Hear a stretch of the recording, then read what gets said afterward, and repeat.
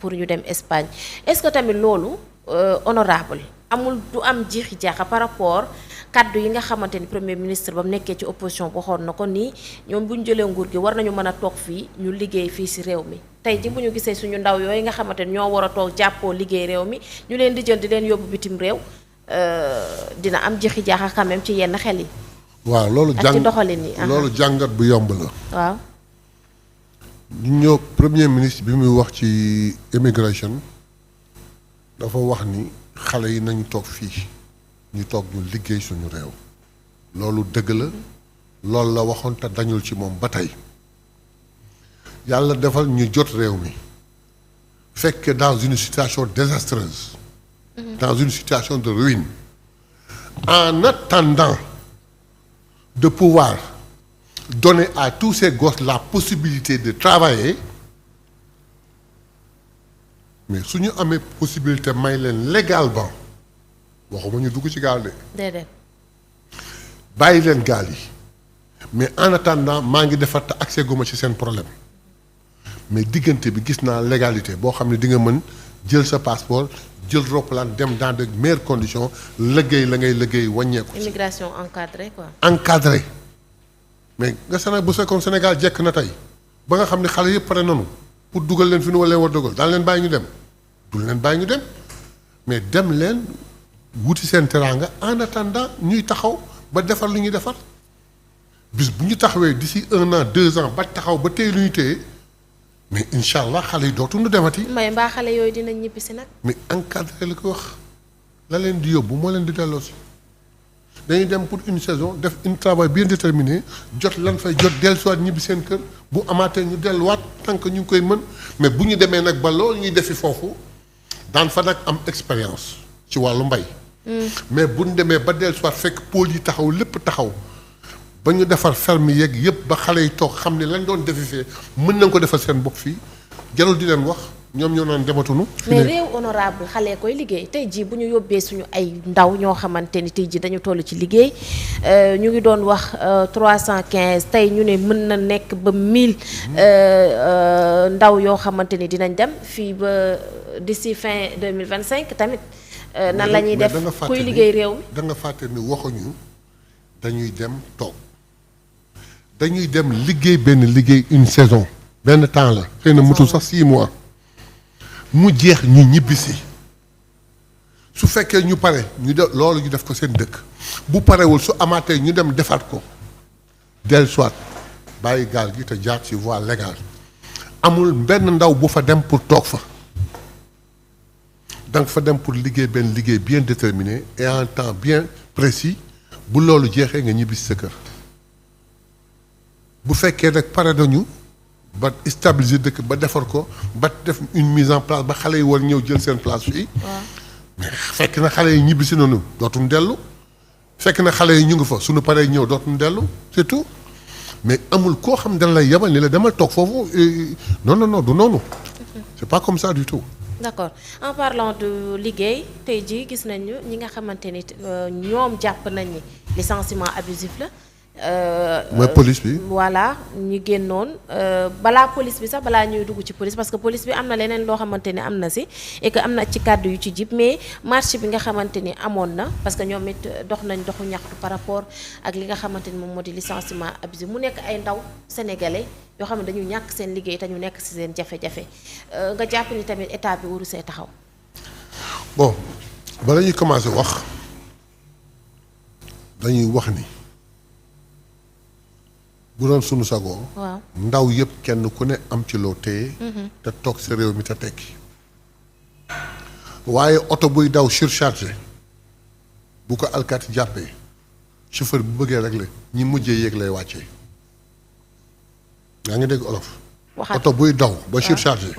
bu ko alkaati jàppee ba def contravention ba pare chauffeur bi ñi mujjee yéeg lay wàccee. c'est vrai. même bu seen passe maté. dafa am service yoo xam ne bala sama gaañ yi bala ñuy dem dañ doon saboter di def ay recrutement yoo xam ne kenn mënu la ko expliquer en CDI et en CDD dans le but de saboter et d'asphyxier dafa am ay constat duglul baax la ma am ñii CDI la ñu am ñii CDD la ñu am mu am ci 4 catégories am na ku ab CDI nekk ci service am fa ay responsabilité ba tournure am ñu wàccee la ci poste bi nga nekkoon demoo reprendre beneen poste liggéey seetoo avec sa CDI nga dem tëdd sa kër pendant plus de 2 ou 3 ans xamatoo sax yoonu service ba di fayee ko say avantage ak yépp toog jàpp sa njàmbur kenn ngoo waaw am na ku am CDI xamul fu entreprise bi féete am na ku am CDD xamul fu entreprise bi féete xamul fu structure bi mu war a liggéey féete mais am na koo xam ni soit CDI la am soit CDD la am mi ngi ñëw ci service bu suba su ne mais bureau bu mu toog liggéey sax amu ko bu ñëwee daal dugg nuyu kii ndekkee kii waxtaan ak kii defaat ak kii tàggoo dem ba suba mu dellu soit masse salariale bi structure bi attanatu ko qu'est-ce qu'il faut faire bàyyi leen fa entreprise ba soox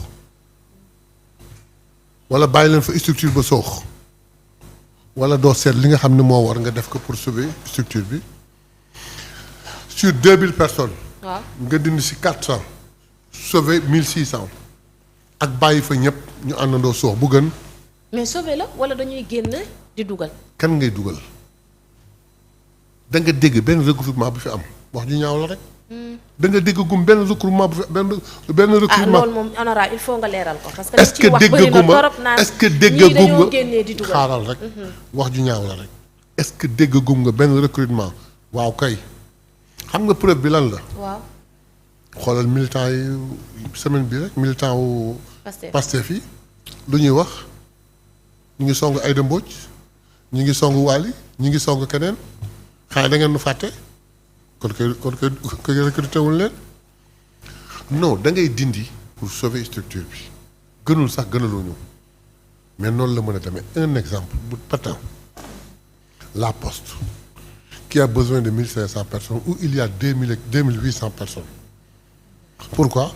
Parce qu'on l'a donné au gars de Thiès qui a pris tout Thiès nga jox ko le gars de Casamance qui a pris toute la Casamance nga jël ki mu dem attanatul masse salariale bi état bi lay mujj di pomper di ko jox ween muy nàmp ay milliards par mois loolu dafay continuer AIBD le port autonome de Dakar et consort ma ni une gestion rigoureuse la ñu bëgg amul état d'âme maintenant pour en venir au dernier événement c'est-à-dire ce qu'on appelle les auxiliaires mooy les 312 il faut ñu fàttali bu 312 am na vague beneen buy ñëw ah bon kii c'est la première vague am na deuxième vague buy ñëw bu ñu war a génneewaat waaye bu seen contrat di jeex lan moo indi affaire bi waaw Macky Sall bi dëkk bi jaxe mu bëgg génnee jeunes yi tali bi ci contestation yi pour wàññi leen